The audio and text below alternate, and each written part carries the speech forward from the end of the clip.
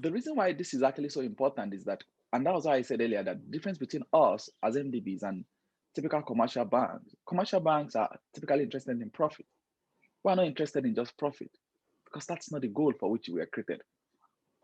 Profit is good, but I think the long-term sustainability of those investments is much more important to us, where you actually invest in a project and then you leave that and that's the whole idea of the same, going to the previous question.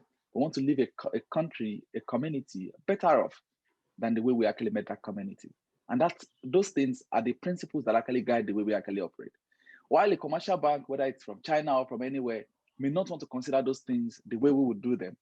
We believe in the principles that we have in place, and they're so important to the mission of our institution, because we know that failure to actually address some of those issues can actually set us far back to where we actually, even worse than where we were before those projects were actually implemented.